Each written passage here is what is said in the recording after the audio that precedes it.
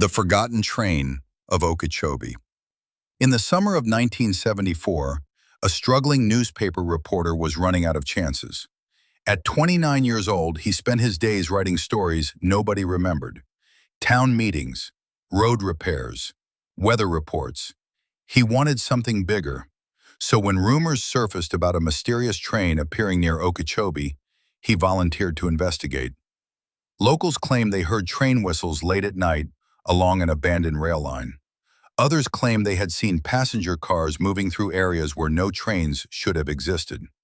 Most people laughed at the stories. One retired railroad worker simply warned him, "If you hear it, don't board it." A few days later, the reporter found himself standing beside a forgotten station outside Okeechobee. The platform was empty. The tracks were rusted. Nothing had passed through there in years. Then, just after sunset, he heard it.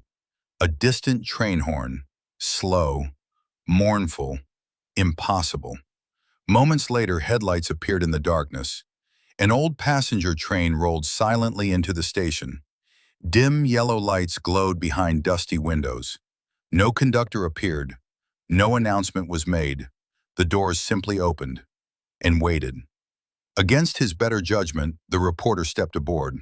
The door closed behind him. Inside, dozens of passengers sat quietly in worn seats. No one spoke. No one moved. At first, they ignored him. Then one passenger slowly turned their head. Then another. Then another.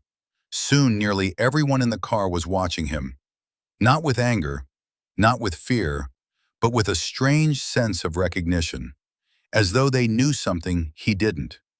The feeling unsettled him, like he didn't belong there. Outside the windows, the Florida landscape began to change. Towns appeared and vanished. Forests shifted. Station clocks flashed different years, then disappeared into darkness. The reporter looked away. When he looked back, he noticed someone sitting near the end of the car. His grandmother. She had died years earlier, yet there she sat, calmly watching him. The reporter froze. Around her, the other passengers continued staring. Some looked curious. Others seemed almost jealous, as though he had arrived too early, as though he wasn't supposed to be there yet. Finally, his grandmother spoke.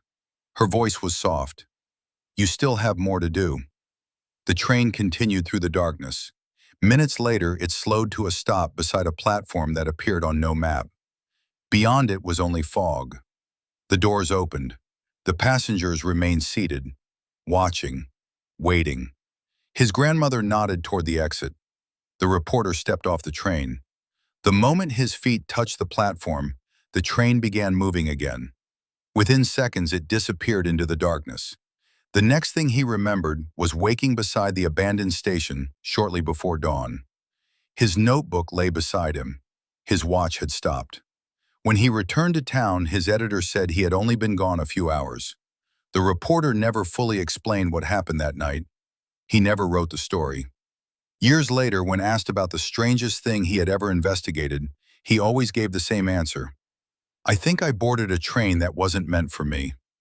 Then he would pause, look toward the nearest railroad tracks, and quietly add, "At least not yet."